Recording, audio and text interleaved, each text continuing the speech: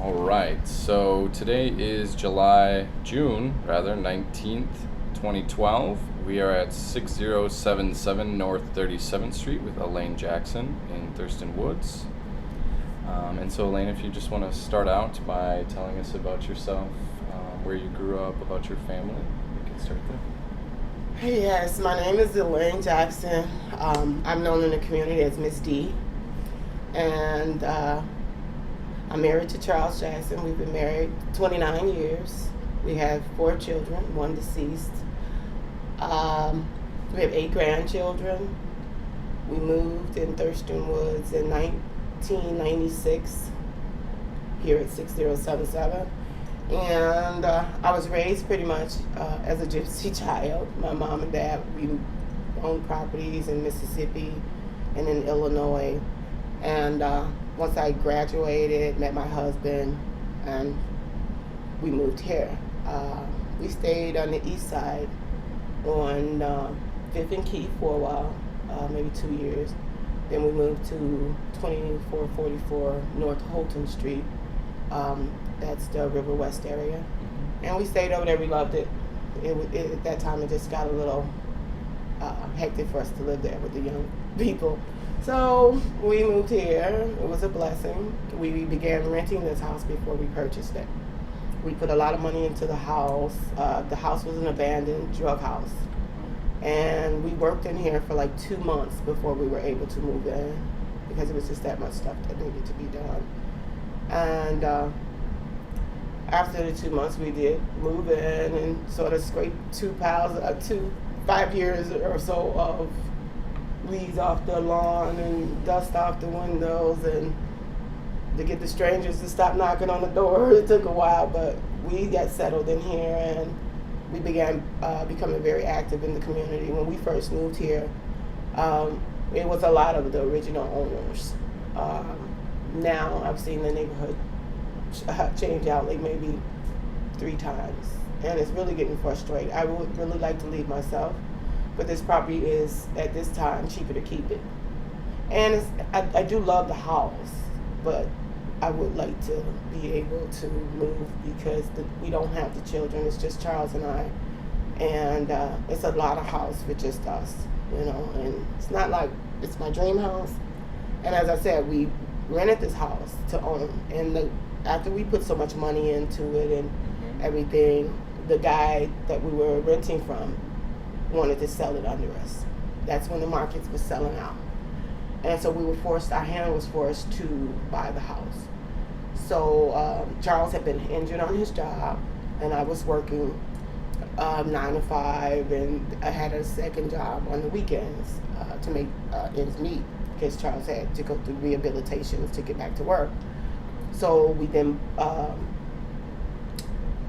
had his mom help us to get the house. So we did that, and we've lived here since. So then Charles' mom has passed, and we still have ownership of the house, and we'll move when we can, but for right now it's comfortable.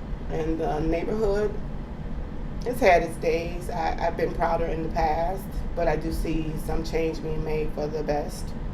So, and we've got some really good new owners now, although we do, because the market had sold out, have a lot of renters now, and that creates a problem, a very big problem, because they don't value the neighborhood like we do because they don't have vested interest in the neighborhood.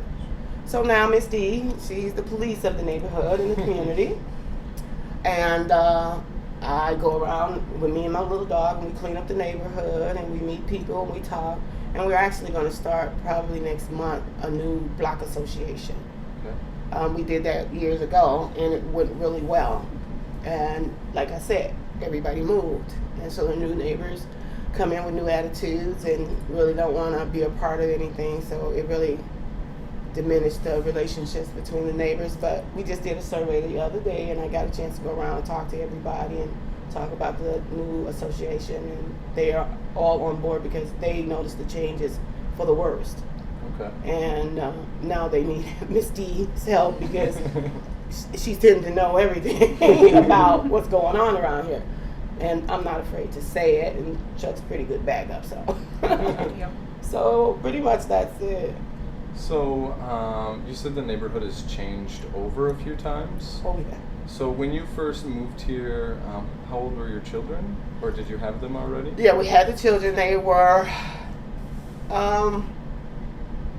18, I think 18, 17, yeah, 18, 17, So they were almost done with high 15, school? Okay. and I think maybe 12. So when you first moved to the neighborhood, what were your first impressions? So when you first arrived as a renter, you said in 1996? Yeah. Okay, if you want to just tell us a little bit about the neighborhood then, and maybe some of the places that you may have frequented when you first arrived, and some neighbors when you first arrived, and kind of the feel of the neighborhood. Okay. Well, when we first moved here, a lot of neighbors were quite standoffish because, again, who is these people moving into this house that has given us grief? Absolutely. And they have young children, so you don't know what you're getting. And most of our neighbors were Caucasian, and just a few were African American. We have a couple Asians on the block. But they, in the beginning, and quite understandably, they were a little standoffish. But once they saw us doing all this work in this house, they all, got to be really friendly. Barbara Pettis lives next door. She moved here 4 years before I did, and 2 years after we moved here, say '98, she had taken guardianship of 5 of her grandsons. Wow. The parents were in trouble. What year that was, and she had to step in, and she wasn't, she only had her one child, her son, whose children these were, and she needed a lot of help with those boys. She had no experience raising a large family. She knew none. She's a military woman, and she has a disabled husband. At the time, she had a disabled aunt that had raised her that lived in that house.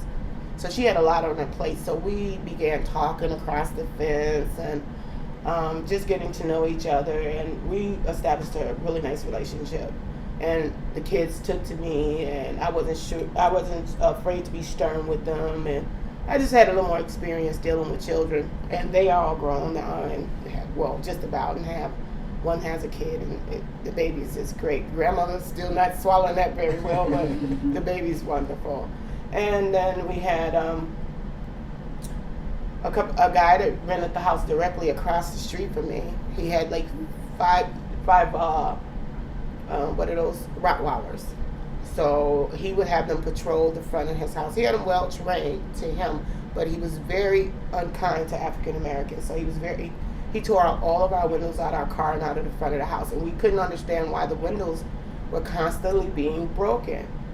So we had a big blast out there one year. One of our friends came over to visit, and we went out, and the dogs had the guy up against the wall and up against his car, and his wife is running to the door. She's screaming, and it's dark, and he's using the N-word, and why did you have to move to this neighborhood? And it was really stupid and ugly. Around what time was this? In the early on? Yeah, this had to be maybe 90, because they were buying, my friends that were visiting, they were buying lots of properties at the time, and they were trying to get Chuck and I to start buying properties, but I'm not an easy sell on that one, and I'm glad I wasn't, because they put the keys in the mailbox of all of them now. But yeah, those had to be like 98 or so, and this guy wound up in some trouble, some ugly trouble, when we found out that there was some ugly stuff going on over there.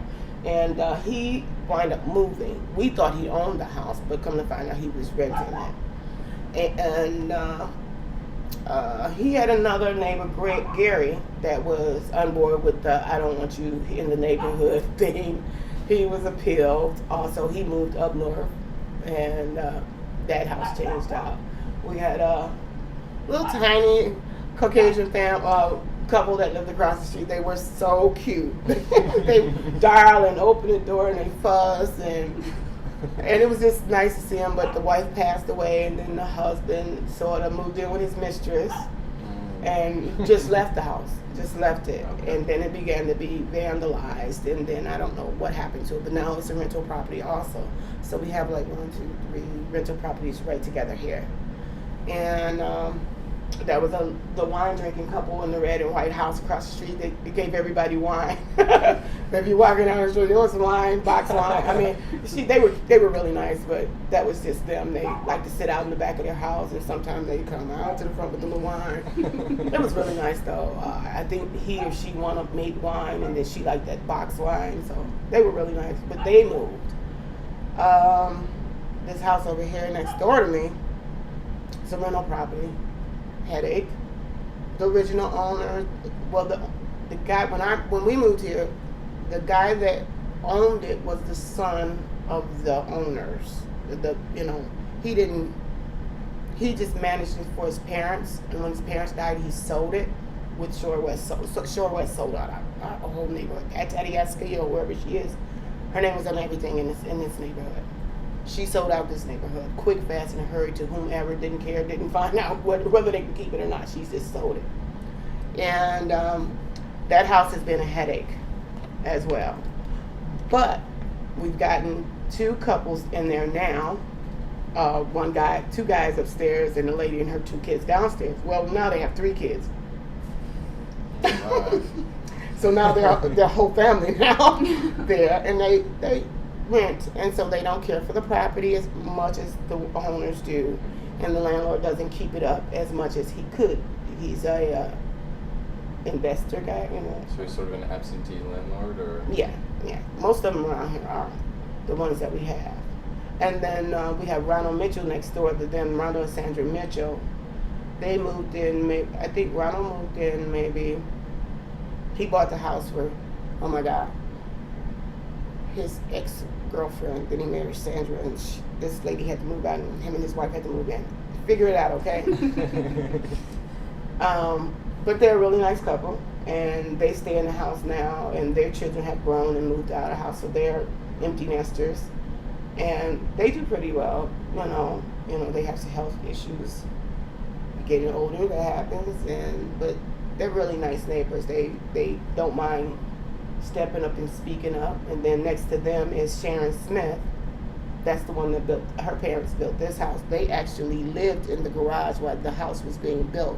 So the garage has plumbing. The upstairs is a big space. Okay. Wow. And then it's plumbing, like I said, in there. And she has some really nice stories, but I think she and her husband moved there. They had a son grew up, left, and now she's there, and her sister's ill, and now she's about to sell this house. The house on the corner here is a new build. That it was a lot there for a lot of years. And then they built this really nice house that sat there for like 5 years, empty. And then they got some people in there, really nice people, care about their property. They seem to be working class people, and they're doing a real nice job with the properties. Unfortunately, as soon as they moved in, they were broken into. That's happening a lot now. One of the reasons I'm not working right now, because I'm not going to put cages all over my windows, and I don't want all that security stuff. I just don't want it. Barbara has cameras all over her house, and I just can't. I just don't want to live like that. That's one of the reasons I want to leave, because I don't want to have to. That's just not the way. Did you ever have those feelings or that type of environment when you first moved to the neighborhood, or when did it seem like things started to shift?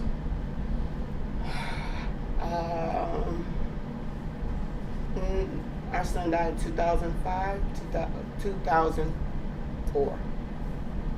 2004, that's when it started getting sold out. I mean, every day you see a Pat Tedeschi sign in the yard. And that's when it started to change. Before then, it was pretty mild. It was really nice, we didn't have a lot of problems that I could see at the time. Even with the children, they didn't mind. Our children went away summers and, soon moved out, went to school and got their own places and that. So they weren't here. We're sort of those parents that push you out the nest, sort of like, oh. But that was understanding raising our children that you would have to do something. We were firm about that, very strict. And so we got along with everybody pretty good in the neighborhood, and I thought it was pretty nice. It's pretty nice. It's getting better, I could say. It's getting better. Compared to last year, oh my God. You should have came and interviewed me last year. You probably wouldn't have been able to make it into my house without it being hawked at, squawked at, shot at. Because we had the properties across the street has just been a headache. The rentals. Yes. So there's, you said 3 across the street, which are rentals. Next door is a rental. Mm-hmm. So immediately surrounding you, at least on this street, the owner-occupied home is the one right next door there. Mm-hmm. And directly kitty corner across the street from me, the red and white house. She owns it, but she's about to sell. She just got there about 4 years ago. She's leaving, but she's been broken into it, and she just don't want to deal with it. But the only reason she's staying because it's cheaper to keep it. You're not going to even get what you put into it. You're not even going to get what you paid for it. Right. So many years ago. So it's cheaper to keep it and not even bother. Because one of my reasons for not leaving is that if I wanted to keep it, okay, I couldn't sell it, so I would have to rent it. Who do I rent it to? Mm-hmm. Nobody has jobs. There's 5 and 6 families living in a house. This is an old house. You can't do a whole lot with the drains, with the synthetic hair that the girls wear now in the drains. You can't, the doors and the foundations is not fit for running in and out and slamming doors. And this is a house you really have to stay on top of. So I really can't find anybody to rent it. We have a guy upstairs now, and our upstairs has been vacant was almost 12 years, and we let him come and stay about a year ago. And that's working out, which we didn't have to, but he's barely ever here, so he's working out just fine. He's just a single guy. So when you first bought the house, it was already split up between the upstairs and downstairs? Mm-hmm, mm-hmm, okay. Mm-hmm. And then it sounds like maybe if you're saying there was maybe somebody in it for a while, or was this the first time you've rented the upstairs since you? When we bought it, there was someone there, and she stayed until our youngest graduated high school. I can't remember what year that was. It has to be at least 7 years. 7 years. No, it was longer than that because it was empty.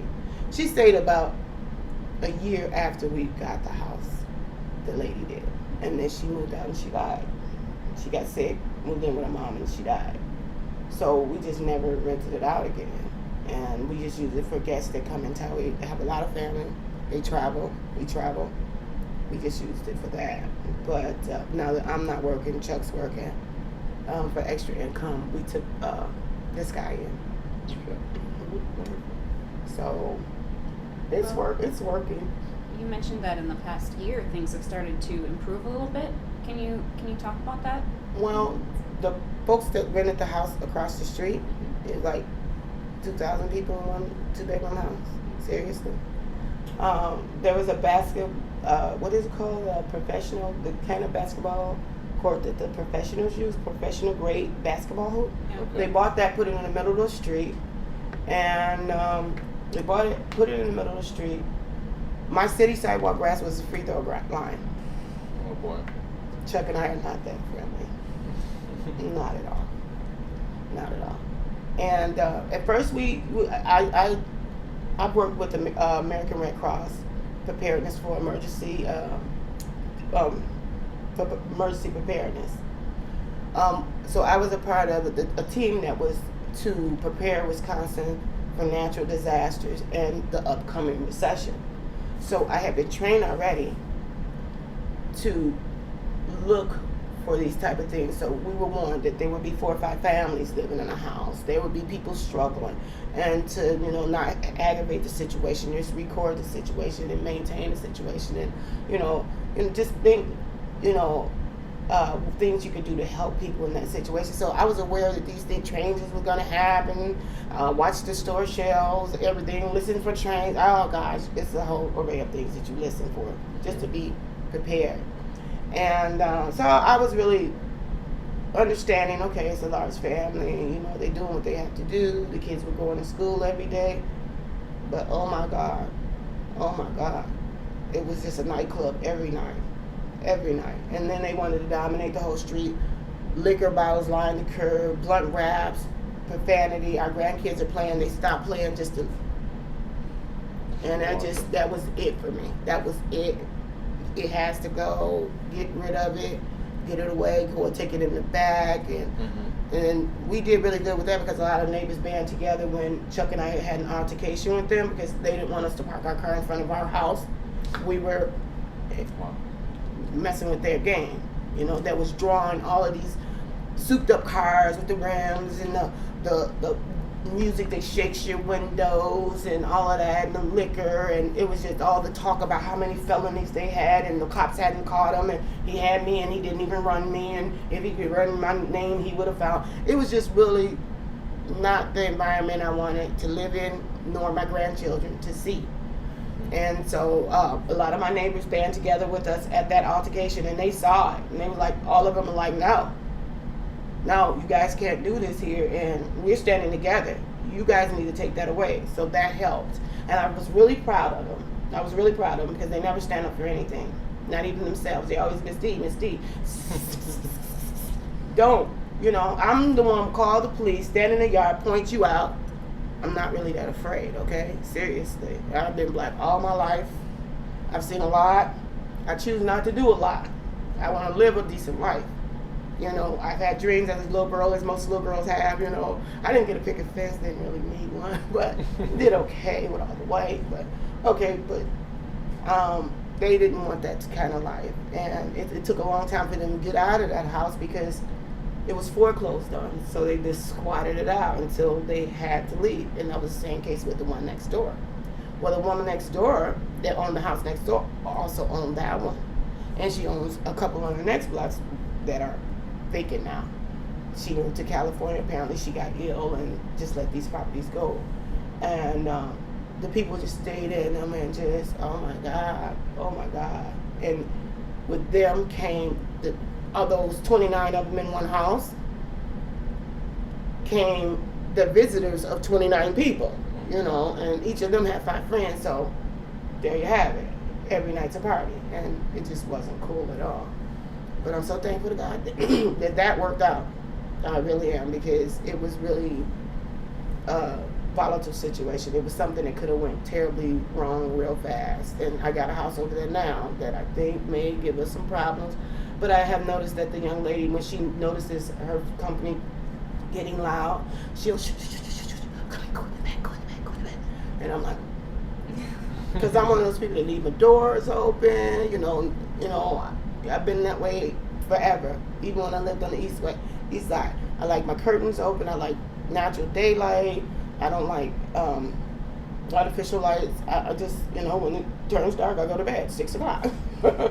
I've always been that way since my kids were small. So that's our routine. And when you go to sleep early, you don't want to hear at 10 o'clock fireworks nearby. Who brings a whole lighting system out in front of their house at night on a Monday or Tuesday night? So that was part of the problem, and them walking the neighborhood. So all 29 of their friends, it wasn't 29 people living in the house, okay? I just want to clear that up. It really wasn't. But honest to God, it was just about that many people there every day. And they walked. Wherever they came from, they walked. Some of them drove the cars.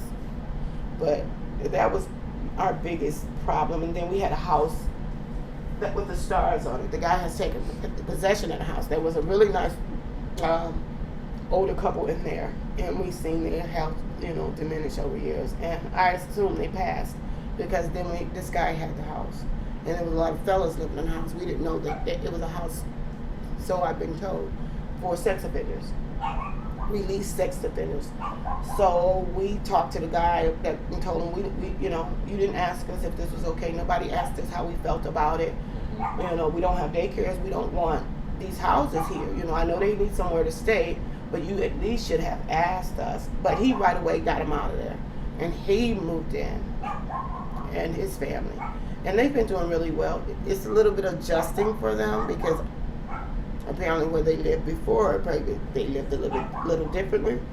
But here we just don't live out loud, and so they're toning it down and they're adjusting.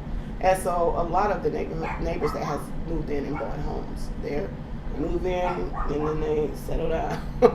So I think it's getting better. So it's been recent that people are buying again as opposed to renting a lot of the houses? Or is it still sort of a mixed? A mix. When you talk to the neighbors, most of them, a lot of the good ones really want out. Are a lot of those people owners? Yeah, a lot of owners, and they're new. They haven't been here that long, and already they want to go. So you talked a little bit about reconstituting a neighborhood, like block association. What would be the boundaries of that? We would do just from 37th Street, Flores, to Call, just here. Yeah. Before we used to do like 3 blocks that way, 1 block this way, and all the way to Douglas. But that just didn't work. The participation wasn't there, and only people we can get that would come out strongly was a handful. So this time, if I'm involved, I'm not gonna. I'll start here. We'll call it the start. Maybe and hopefully it will go over 3 blocks and back to Douglas. It'll be nice. But right now, I'm just concerned about these folks here, and some of the, like I said, their health is fading, and they really need to live a really common life. They don't need all of this young people and craziness that's going on, and then they need help. We can help each other with our lawns. We can help each other with the groceries. We can help each other, and however we can help each other, we can get together and talk about some of the things that's going on. A lot of them can't afford the flowers to put in their yards this year. Well, I bought extra flowers and I just dropped them off with the neighbors. I drop off cards on Christmas. I drop off flowers at Easter, at Valentine's Day. I drop off cards. They call me the love junkie. Me and my husband love junkies, and we have this huge Valentine's party every year that my husband and I sponsor, and we just invite couples or people that are in serious relationships leading toward marriage and longevity of marriages in African American community. It doesn't mean that it only has to be African American, but we're just trying to get people to understand that we can stay married. Marriages do work in our culture, and it takes a little work, and sometimes it takes us getting together to see it, and being able another husband talk to another husband about whatever he's going through, to be able to say, look, you're not the only one. It'll be okay. Relax. Go for a walk. Do something. And then money strains relationships a lot. And that's any relationship. Yeah. But in African American families, there's just not a lot of it. So, and it's not a lot of supporting families to help that family to be, that marriage becomes stronger, and they fall apart. A lot of times you get, oh, why do you do it? Well, and there you go. Marriage down the tubes. Do you feel like you have a strong contingent of other African Americans in your immediate community that you have a bond with? Not so much.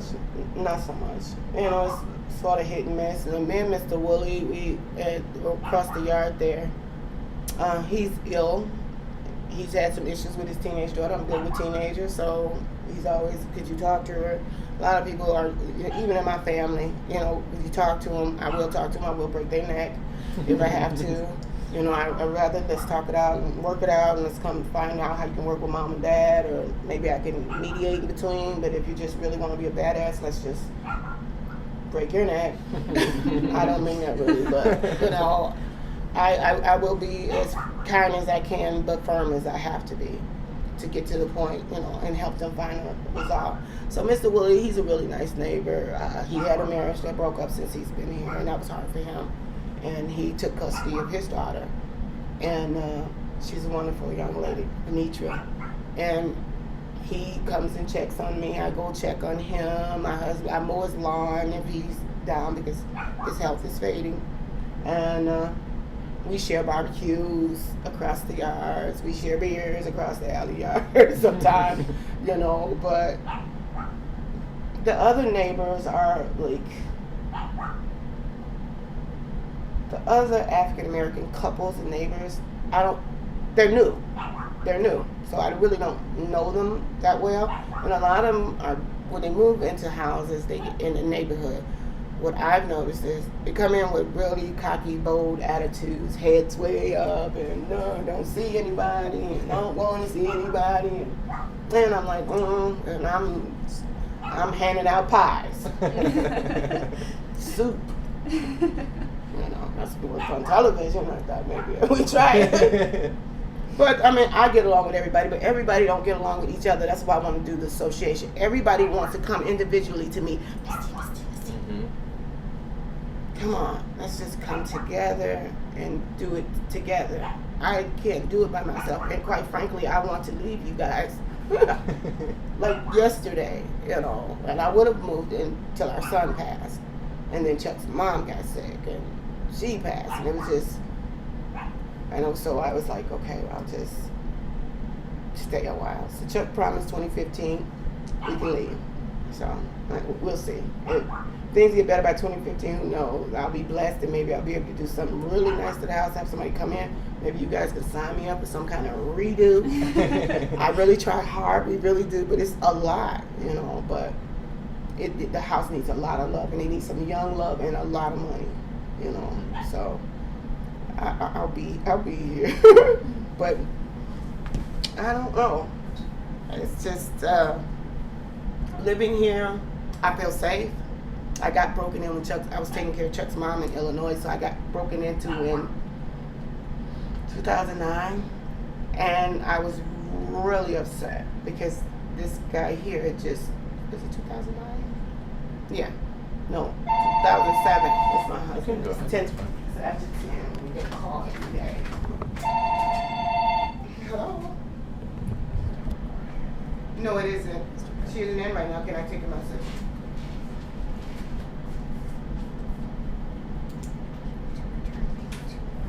Okay, I'll let her know. Okay, I hang on, let me grab a pen. One of you have a pen that I can use? And the number is 259. I'll give her the message, thank you. Yes, ma'am. All right, have a great day. Thank you. I actually have a friend that showed up on my door about 3 weeks ago, ill from Vegas, homeless, nowhere to go. I've never had anybody live with me, in my house with my kids or anything, so it's really hard. So what do? Tell them they can't come in. And so I don't know how that's going to turn out, but they've been here a couple of weeks and it's really hard because we go to bed at 6 o'clock. And you've got a 22-year-old daughter that just doesn't go to bed at 6 o'clock. Yeah. And she's sick all the time, and the ambulance is constantly coming, and we really don't know what's wrong with her. This is your... Just a friend, a childhood friend I grew up with in Illinois. She dated a play brother that I did grow up with and was really close to. So she's here and has a lot of stuff going on, but I'm praying for her. And on the 30th, I pray God finds some place for her to go because she has to leave, because I'm preparing for my family reunion in Illinois, and I'm hosting, and I have a lot of folks that's going to start flying in on the 1st, and I need to concentrate on all this madness. And I don't need that distraction. And so hopefully I'm praying that things work out for her. But another sign of this recession, and you know, it's affecting people, a lot of people, and it hurts to watch. But I also watch people buy homes. I also see families, people getting married, and a lot of happy things are happening too. You know, as long as you just stick to it and keep your head up and hold on to your faith and be a part of the solution and not the problem, and know that, you know, we'll get through this. We'll be okay. You know, it's going to be tough. We'll live up right at our means and not above our means, and we'll be fine. It's hard for a lot of people to adjust to that, but I've never had a whole lot, so it's okay for me. I don't need a lot. You mentioned prayer. So one of the things they wanted us to explore, if it was relevant, was Anything with the role of religion or spirituality in your life or the life of the community? Oh, religion is a big part of my life. I grew up in Pentecostal church in Chicago, 6000 South Union. My family, my great-grandmother, my great-grandfather, everybody grew up in this church. And I was born into this church, baptized in this church, married in this church, going back to the church the day after our family picnic because it would be my anniversary and it would be the first time me and my husband together have been back in the church. So the whole family is going to go back to church, and that's going to be a really nice thing. And we do hold strong our faith. We know that it's not about us. It's about the Creator having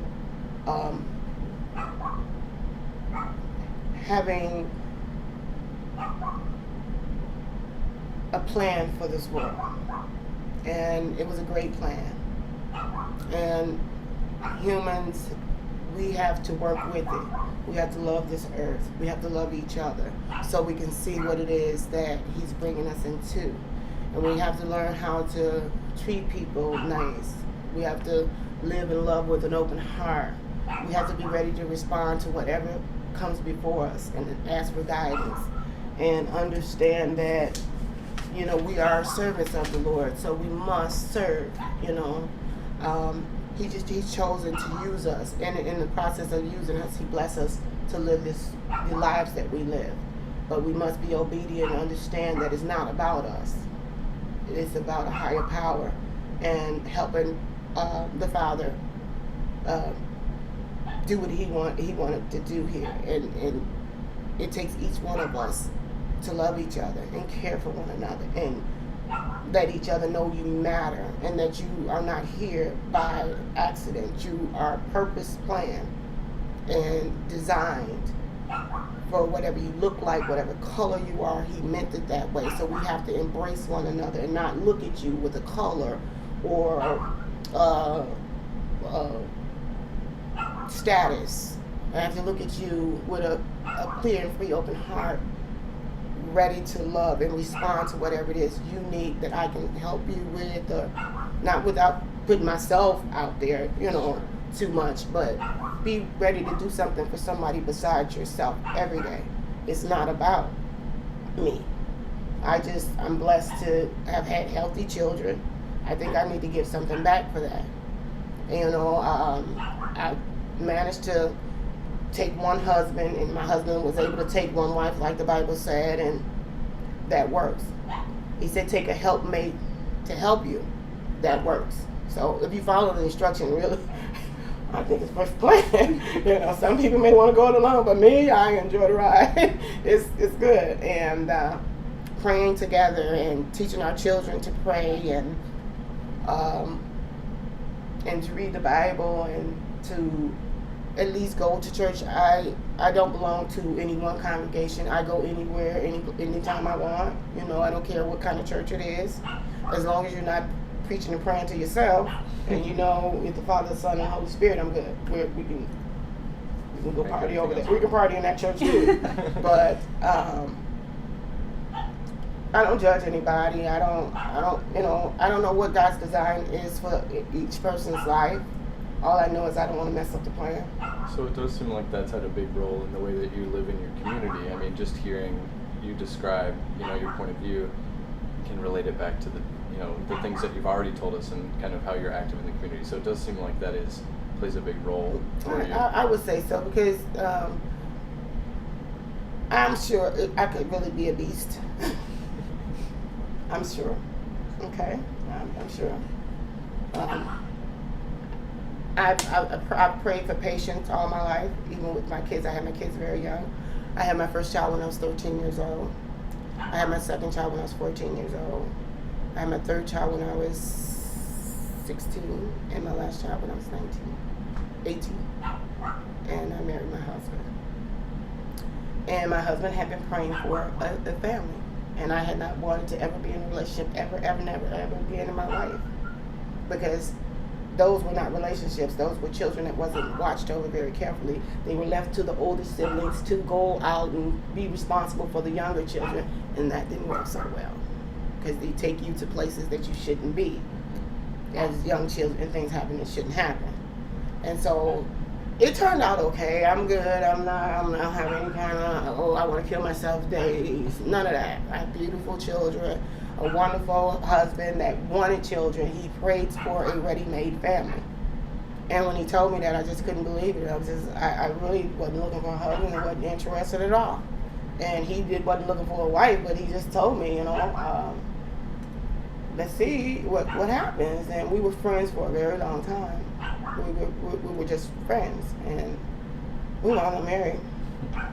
Long way down and everything. I'm like, oh wow, I never saw this coming, never even thought about it, And everybody, I had a huge wedding, and everybody was there, was saying, we just came to see if it's going to happen with you and him. Let's just see. Without a hitch.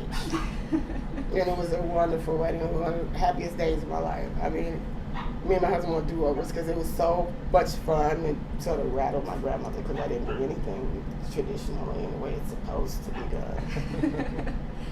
I did it our way, and it works. And we had a ball. With your children, I don't know, you can tell they're a big part of your life. If you want to just talk a little bit about maybe their experiences during the time that they may have been with you here, and even compare that maybe to how life was for them before they came to this neighborhood, and maybe the little bit of time that they spent here, and maybe places they went or schools that they attended in the area. Well, they the oldest two went to Zablocki High School, where there was a my oldest son, who got really good grades. They all grew up really good. We had no problems with homework, no problems with grades. And once they started getting into teens, it started being difficult because we sent them to they went to Zablocki Elementary, Burdick Elementary, and those are both in Milwaukee? Yeah. Yes. Yeah, South Side. And that went really well, but when they went to the Pulaski High School, they encountered quite a bit of racism, and that hurt because I never wanted my children. We weren't raised that way. We had white cousins in our house in the 70s. I just never grew up knowing that there was a problem. My husband never grew up with having a problem with anybody. We just never, ever experienced it. But in our face, it hit here in Wisconsin. It hit hard, and it took my breath away. I just couldn't believe it. There was some cases at the high school where a young lady, a white young lady, liked my son, and they of course played around a lot, and that the teacher didn't like it, but they're kids. She didn't go as far as to do anything to teacher, but there was a time that one of the girl's friends didn't like my son and the girl being friends, and there was some horseplaying going on, and they went to the principal. And Mr. Crane, quite frankly, told me he didn't want my son in his school, and that it was a problem with my son. I said, why isn't there a problem with the children, both? But this other young lady, the friend of the girl, she wrote a letter saying that the girl had touched my son's, had his hand, and they were playing around. They used to measure each other's hands some kind of way. That's something they were doing. And the girl took her hand and she hit my son on the behind, and my son hit her on the behind. So why was my son kicked out of school, and the young lady was able to go back to school? So that in turn made my daughter, who went to Pulaski, not want to be at the school. So then we had to transfer her and play the whole game with her finishing school, but we got it done. The youngest son went to, I can't remember what school it was, and when they were growing up, he wore a vest all the time. We call him Rev. And he loves the Lord, and he loves church, and loves to beat the drums, and he loves to be on the pulpit, pretending like he's doing the preaching and everything. And he went to school one day, and because he dressed that way, he was beat up. Was that when you living up here in Yeah. the Thurston Woods area? No, that was on 2444 Holton. Okay. And he was pushed under a city bus, and he was traumatized. From that day, I haven't seen the same kid again.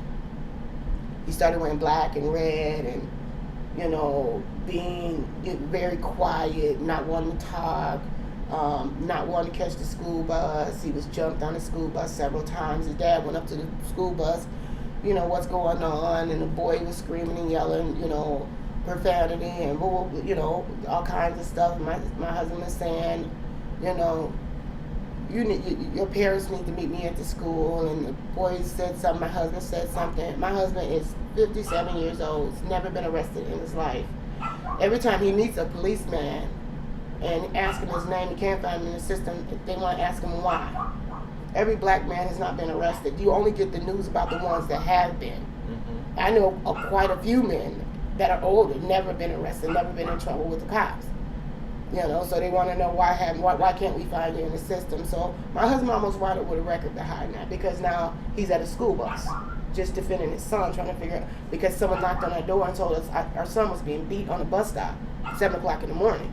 And we rushed to the corner of Holton and North Avenue where the bus picked him up at. And, the bus driver can't do anything with this kid that's on the bus. My son's not getting on this bus anymore. He's screaming, I'm not getting on that bus, I'm not getting on the bus. My husband's pissed. So we go home, we get a note in the mail, we need to show up in court. Was this on a Milwaukee County Transit? No, this was a school bus then? And the bus driver, and it hurt my feelings so bad, because I knew when we went to court, the bus driver was just going to say, no, it wasn't this man's fault. Nothing really happened, but words exchanged.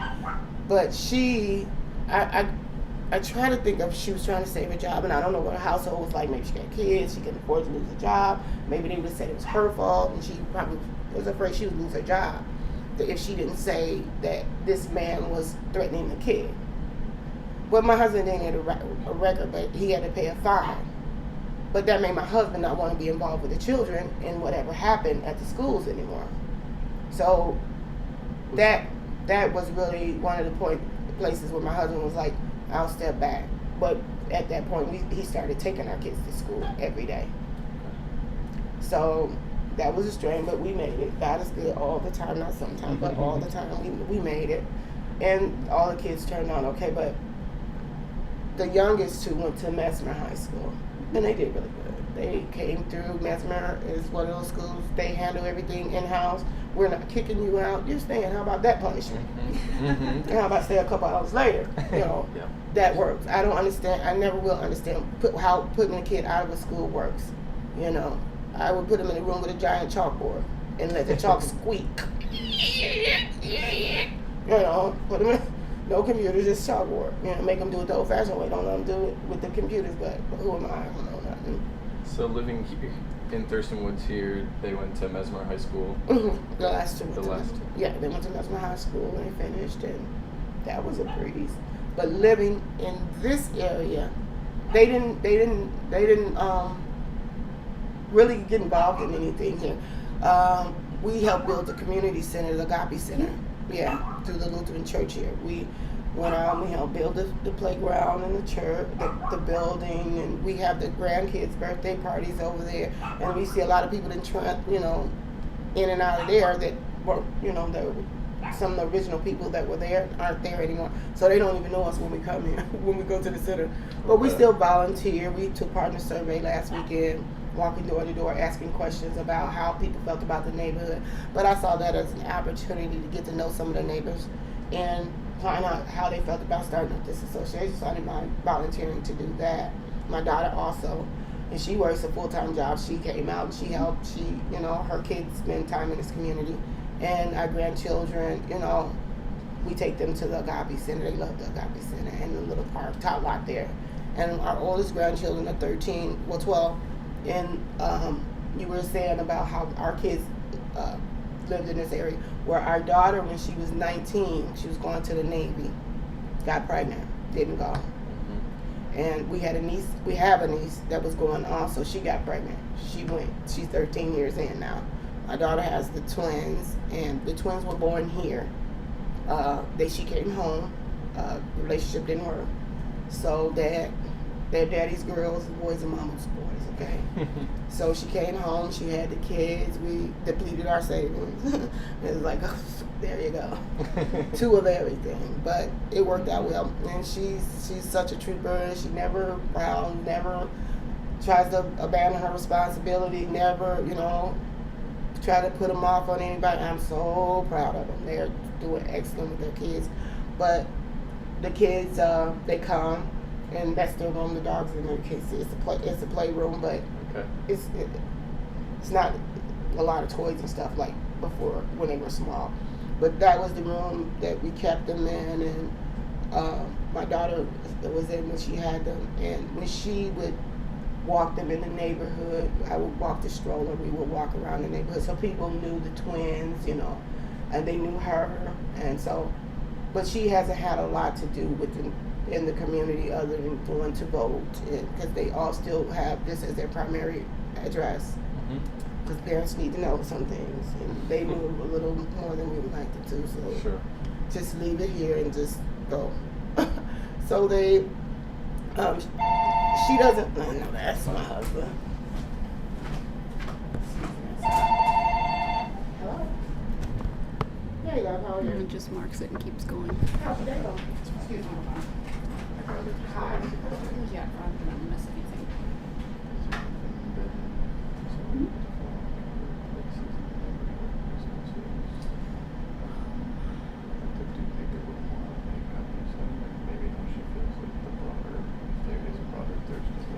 She would go to something too.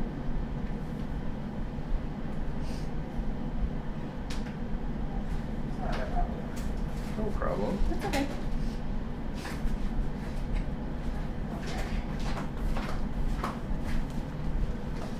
So I get a little long-winded, so you have to cut me off sometimes. Oh, okay. no.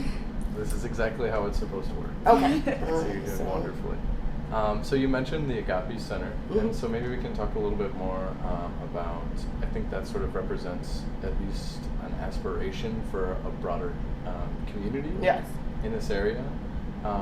So, just maybe we can discuss Thurston Woods as a kind of a larger community that you're living inside of with your block here, which consumes a lot of who you are because it's more directly related to you. Right.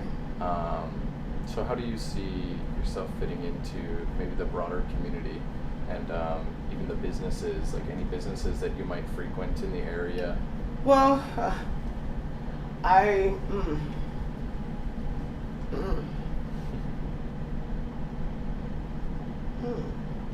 don't much. Okay. I go to the Chinese place, the motor vehicles, whenever I have to, not that often. So you do a lot of your shopping outside of the community? No, we have Aldi's over here off of Sherman. I go Okay. there. I go to the Pick and Save in Glendale. Okay. Well, is that Glendale? Yeah. And I do a lot of my stuff in Menominee Falls and Grafton and Germantown. That's where I want to live.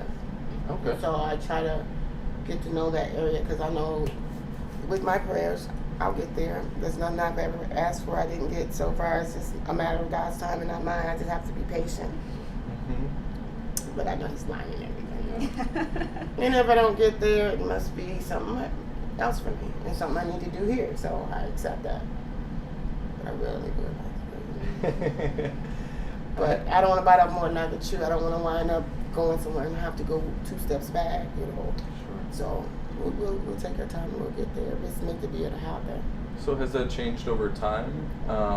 The kind of the places that you frequent, or I mean, I know with the community changing, I don't know if the face of sort of the stores or any of the other. Yes, has because this changed. was a Pick and Save. I used to shop there. Save a Lot used to be a Pick and Save, and it took up most of that strip, a good part of the far corner. Then there was a gun shop there, and in there, and there was a pet shop.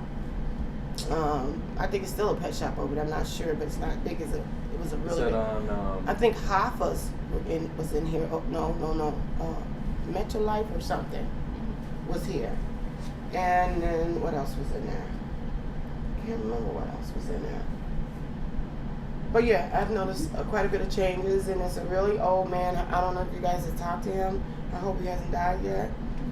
That owns that strip mall. He's very much involved in the community.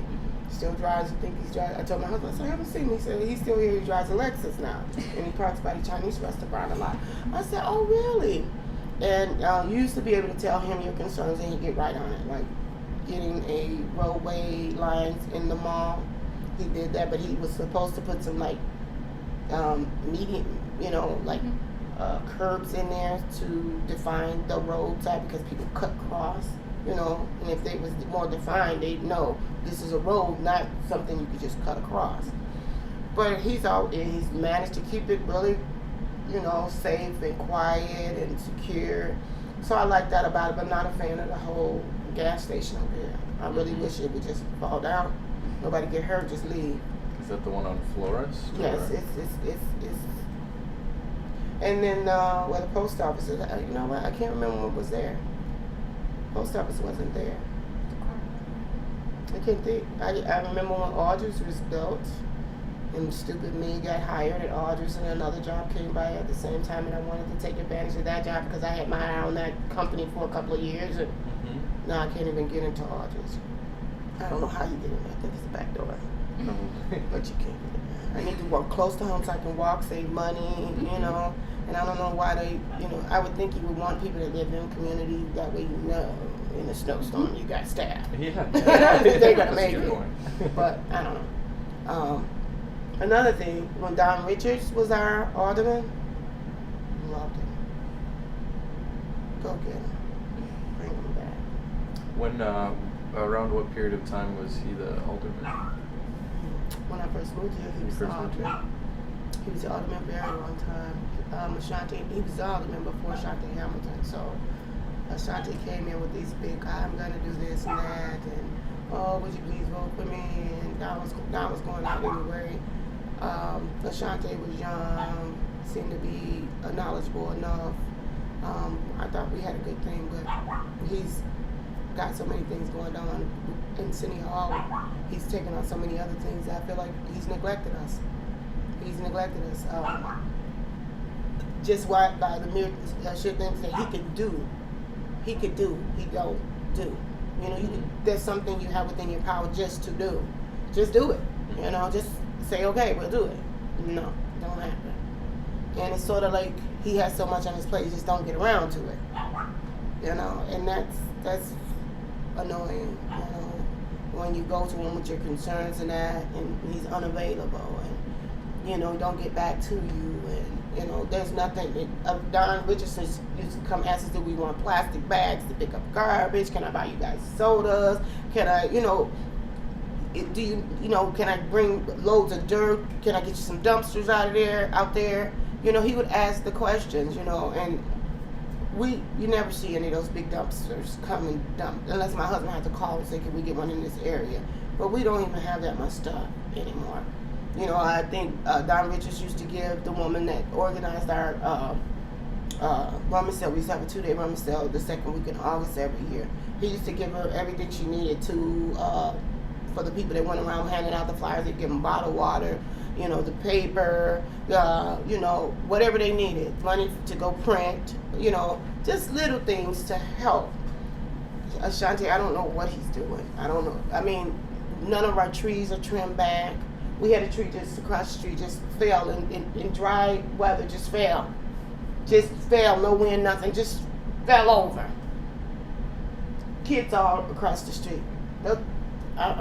Who's minding the house? When did Don Richards leave office roundabout? It's been a good while. He's been out for about, I don't know, I want to say 8 years maybe. Probably more, I'm not sure. So it seems like it might be possible. Was it around the same time that there was a lot of changes? It was the worst time for him to leave. But I guess he, for whatever reason, was done, And a lot of people were moving out. So it was like, I don't know. I just think maybe he aged out, because I think he was an older guy. Sure. And he had been at it for a while. I don't know how long he had been, in this community, but He was, and we saw him. You'd see him. You know, checking out the neighborhoods, how's things going. You know, we didn't have any problems then, but that changed. So, if you had to say what you saw for the future of this neighborhood, or even just your immediate area here, I mean, just based on the patterns that you've seen living here over time and the way things are shifting now, which you had said seem to be shifting for the better, at least in your immediate area, what do you envision as the possibilities for the future, or what might be likely? We can't predict the future, but we I'm prayerful and I'm very hopeful. I can't, I don't, knowing that how people are struggling here, I don't see how much more they can do. I'm sure they want things to be better, but how much work they're willing to put into it to make it better, I'm not sure. You know, it's sort of like, why even bother? That's the attitude people have. Why even bother? But it's our community, it's where we live. It's worth it. You know, we're here. Just let's make the best of it. But a lot of people are working jobs that they hate, but work long hours. They don't have time. So the homes are really just somewhere to sleep, get up and go back to work. And Lord Jesus, can I move? When I come out, it's the garbage everywhere, and the loud noises when I come home on the weekend. Am I really going to be able to enjoy where I live? So I don't say. I really can't say. I see it standing still for another 2 years. I just do. I just see it standing still for another 2 years, or maybe even going backwards. Crazy backwards.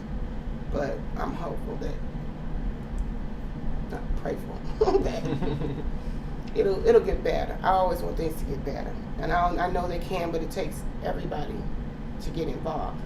I know that we can ask the city to do so much, and money can only do so much. Money is not the answer to everything. We need the people to fall in love with this community and have a love affair with this community. And I think it'll blossom. And with the surveys that I took the other day, you'd be surprised. A lot of people really think this is good neighborhood area. But when you ask them how long they've been here, they haven't been here very long. So what they're getting is really, they know nothing different about this neighborhood. So when they moved here, they were happy with it, and they're still happy with it because not much has changed for them. But for me, who's been here a while, I'm really having a hard time with this. I'm really having a hard time. But, you know, and I don't like that I don't feel as safe as I used to. We used to leave the doors open all night. You know, although we had the security doors on there, so we felt safe inside. But now I don't even feel safe doing that. I don't feel safe leaving the curtains open all night. Some nights I do it anyway. But that's only when I have candle lights. You know, you really can't see in. But I'm not sure who's watching me. You know, because you watch me enough. Somebody pulled up with a truck. You hear me? A truck. And emptied my garage. My husband's toolboxes. Everything the children has bought him for Father's Day. Every year they buy him a lawnmower, a blower, a tool, a toolbox, a gadget, a twist, a radio, something, a saw, or something that he can use in the garage.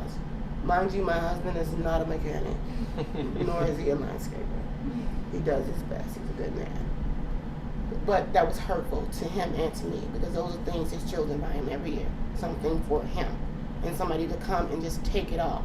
And nobody saw anything. Nobody saw anything other than, well, they saw 3 guys with a truck empty our yard, our garage, and our backyard. Was it anybody you ever seen at my house before?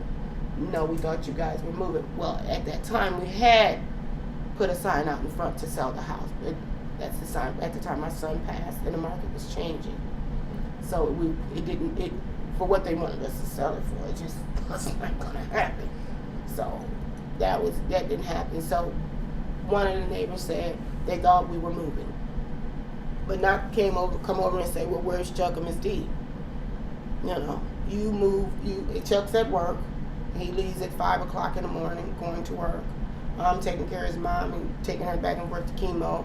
Had to buy another car just because we have a truck. And that's what I used to drive. And his mom, you know, as she started to get a little worse, she couldn't get up in the truck anymore. So we had to go buy a car that we couldn't afford, just so she could get in and out of the vehicle. And so we were really, you know, under a lot at the time, and still dealing with our son passing, and then somebody robs you. That was really, you know, enough. It really was enough. So now I've worked forever, but I don't feel like I can leave my house and come back and it's in one piece. I mean, I don't have anything anybody should really want, a couple of TVs, that's it. But, you know, nobody wants to feel raped. Nobody wants to feel violated that way. And so I'm home most of the time. And it's like they got me a dog. Mr. Willie got me a dog. Because I got a little ill last year. And I was down, and so they thought the dog would help me get out and walk the neighborhood again. And I'd be good for her, and she'd be good for me. And they were right. Has it helped you connect to any neighbors that you probably wouldn't have if you didn't have the dog? No, not really. Not really. Just a good thing to have around. Yeah. Company. We've always had a dog, and our dog died last year, and we had the dog 17 years. The shepherd. Wow. And Tasmanian, he died, and so they thought this would be a good idea. The thing about Taz was an outside dog. This dog is inside and he smells, and she sheds, and she yaps, and she's Very so different kind of loving. You know? But I love her, and I pray every day that I learn to live harmoniously with her, and she don't get on my nerve and I don't get on hers, because I don't want to make her unhappy. It's just the wrong thing to do to a dog. But I'm just not keen on that dog in the house. I'm not comfortable. But my husband, he loves her. But he had been swearing by God, even while we had this dog, that one day we're going to get rid of this dog and you're going to get a small dog. I'm like, if this dog goes, I don't want a dog. Please don't make me carry one of those little, please. Put it in your car, take it with you. I'm like, no. And one day here, the dog comes through the door. And I'm just, I'm still trying to understand why. Because I like to travel and I like to go. And now when he says, put it in a cage and take it with you. Seriously?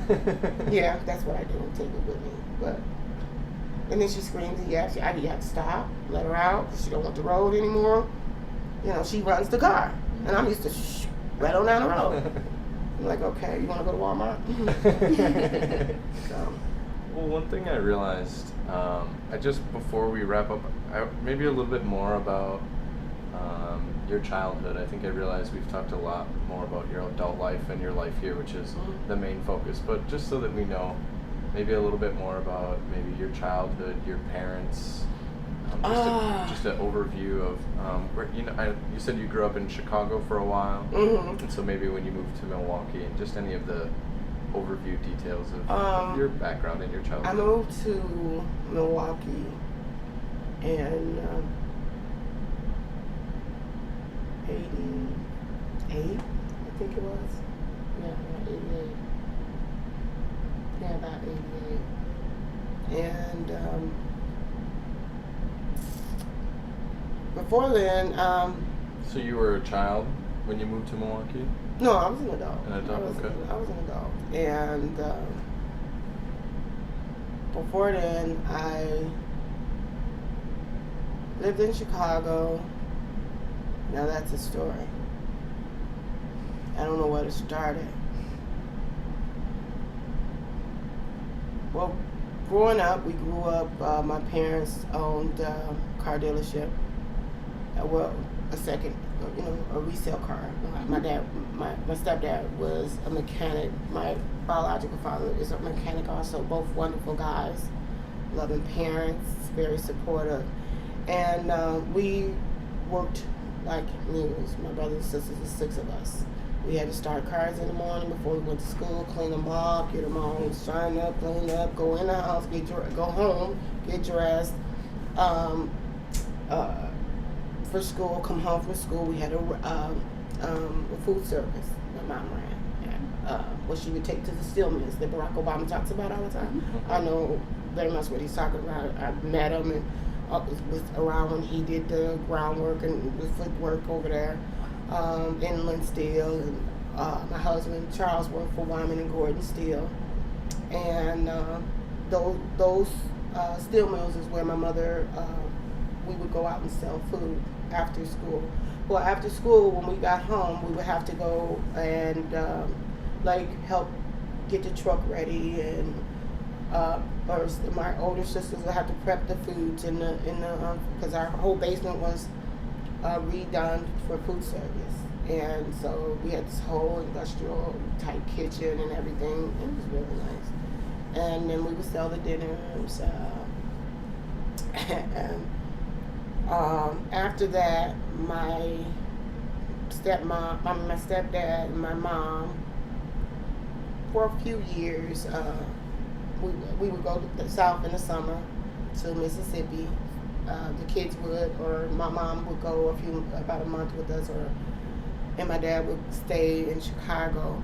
But in Mississippi, Charleston, Mississippi, we built a house, we built a garage for my dad to work. We built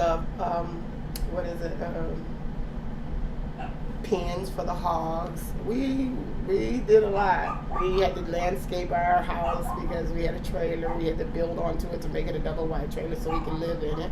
And we had a store. Our area didn't have a store, so my mom had a store built. Some kind of government program came to help us build the store.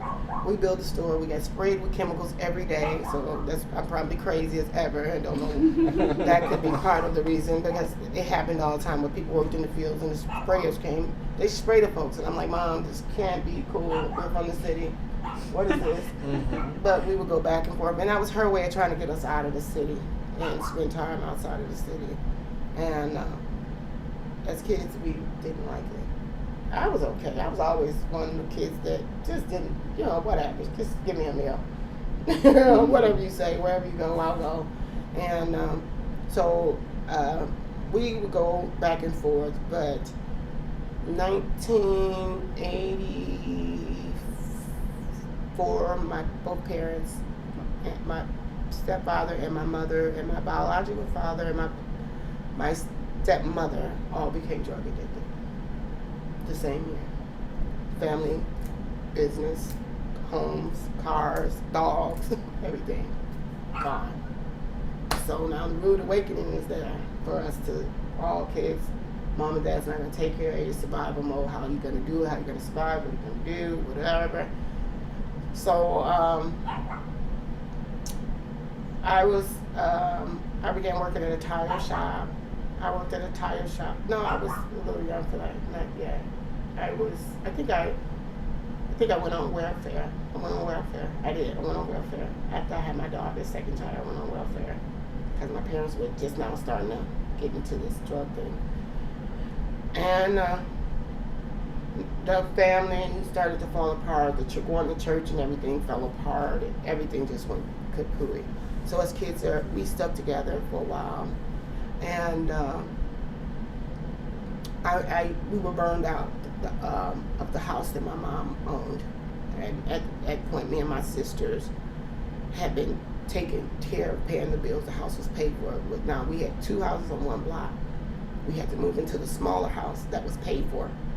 And so I had moved out and tried to move to Michigan, Kalamazoo, Michigan. My sister had moved there. And I was there for like maybe a year. And I had to come back. One of the neighbors was telling me the house was going to pot. There's all kind of people. I don't know what your mom's doing. And I got concerned, and I was like, I'm going home. Well, 8 days after I got home, the house burned to the ground. I went into a shelter with my children. There were plenty of people that offered us to stay, but some were with 4 children. I was about to have someone about to have these with 3 kids. Someone with these kids, I knew it was not going to work. I've always been a very protective parent because of things that happened when I was growing up. So I was just overprotective. I had to see a psychiatrist just to get him to go to school. I couldn't. I was just afraid to let him on my side. So I worked on out. I got strong with that, and went into I was in a shelter, and I went along with the program they had there. So they offered me a place in the projects in Chicago. Well, I'm a kid that never been past 95th Street without my parents, so I didn't know anything about the projects, and all I knew was growing up, don't go there, don't talk to anybody there, those people. So I was really afraid, and I turned it down like 2 times, and I had an aunt that lived in a housing project right at White Sox Park. My aunt lived on this side of the park, and the row of the tall buildings were on the other side of the freeway. And my aunt asked me to come in to babysit for a cousin of mine, and I didn't want to too much, but I really wasn't doing anything, and we were just starting to be close to my aunt, and so I went. And I stayed at my cousin's house with my kids, and I watched her kids, and our house was not a tidy house, so I cleaned up all day. And as I cleaned, her boyfriend at the time came in, really nice guy, came in from work, and one of his friends stopped in and never left. And I cleaned, and when my cousin came back, I was about to leave. And it was a couple other people there, and a guy that was like, how you doing? Wasn't interested in him at all. And I asked my cousin, what's with this guy? She said, don't worry about what's with this guy. This guy's been here all day, and he's hooked on you. I'm like, this guy hasn't said a word to me all day. Why? She said, he doesn't ever come to my house or anyone's house or ever stay around anywhere too long. And I'm like, really? But it was my husband. And I'm like, really? So I said, you want to talk to me? He's like, yeah. And so we stood out in the hall and we talked, and that night turned into a card party and a fish fry. And from there started a relationship, and I didn't want to be in a relationship, like exclusively. A friend was okay. I was really, at that time, to be honest, I didn't care whether I lived or died, but I lived for my kids because I knew I had to do this. It wasn't their fault.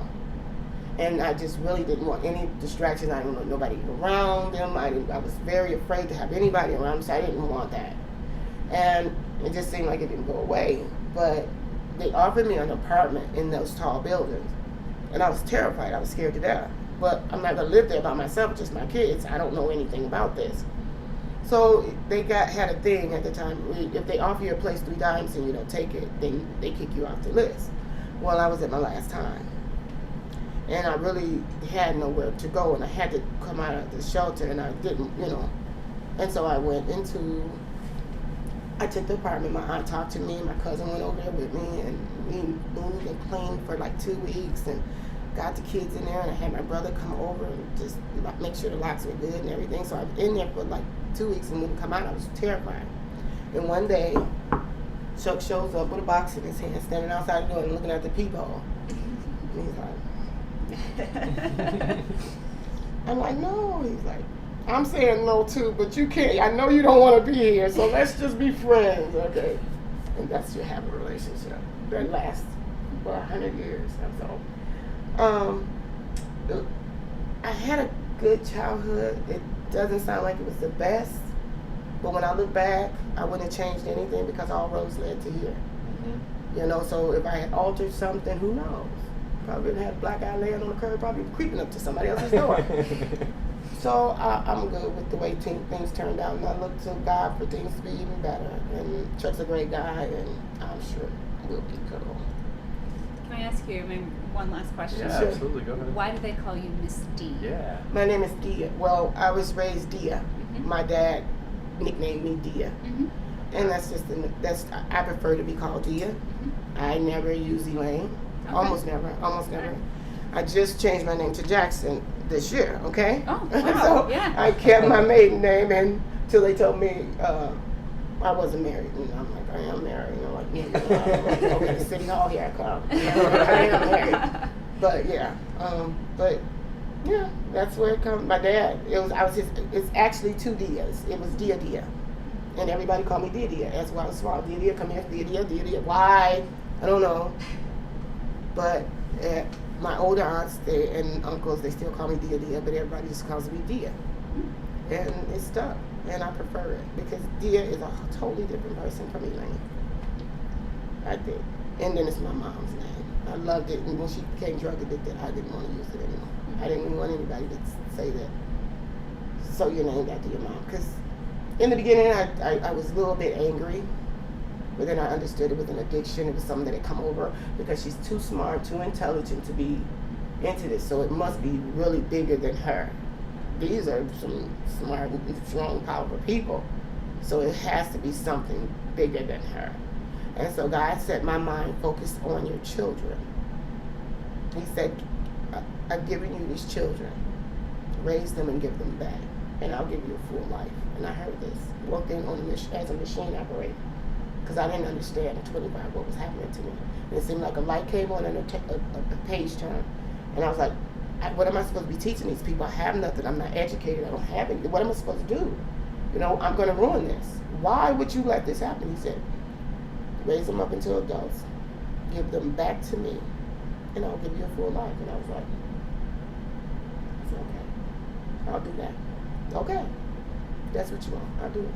And I'll give you a full life. And it has been just like that. Every last one of my kids got turned 18, shook our hands, and walked out the door. And haven't come back. Except for the one that had the baby, the twins. She came back just till they were like 5 months. Maybe not even. Okay. And then she went out. And so they're great kids. They come home on holidays. We dye eggs. We camp out in the yard. Father's Day, we cook corned beefs out in the yard, and all the guys get together and they have their corned beef and beer and hang out. And Christmas, we all come together. Holidays, all the kids. We spend a lot of time in Lincoln Park. I usually go to Lincoln Park as soon as they open in the morning. In the summer, and I stay all day. I find this little camp spot. We set up camp, and all of my kids drop off their kids, and they leave, and I'm there till 6 o'clock. And then when I come out, they pick their kids up and they leave. So it works. It's pretty good. Life is good. And I tell people all the time, make lemonade. Make lemonade. Make the best of it. And you know, we support one another in everything that we do, and encourage each other to stay prayerful, and you know, don't give up no matter what. If it gets you in the mouth, hold it by the neck, don't let it swallow. No matter what, don't give up. And I'm proud of them. I'm really proud of them, because I look at a lot of parents. I'm 46 years old, and I look at a lot of people that I grew up with. One of the ones that came up to my door, most likely to succeed, went to college at 16, 15, taken out of high school, went to college, and now she's homeless, no income, nobody to turn to, most likely to succeed. Do you hear me? Mother's a lawyer, father's a policeman, retired, and nobody can help you, and your family's all well-to-do. I don't understand that. I don't understand, but okay, you're on my doorstep, I'm gonna do what God tell me to do. I'm gonna respond to you and deal with you and help you best I can, but the 30 of you must leave. That's just it. I'm sorry, I can't do it anymore. I'm no superwoman. I'm not taking over God's job. I'm not going to help it out.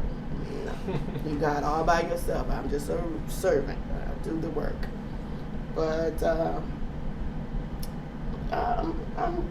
life is good. I tell young people, you know, change the world. Change the perception of the world and people. And it'll make the world a better place.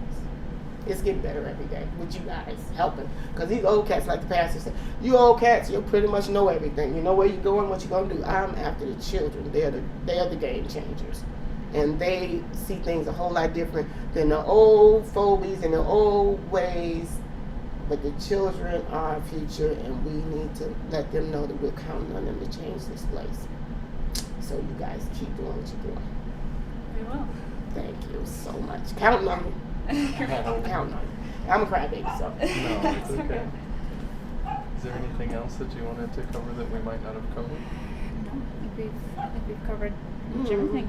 Yeah. Yes, thank you so much for your time. Oh, you're welcome. Yeah. No problem. Glad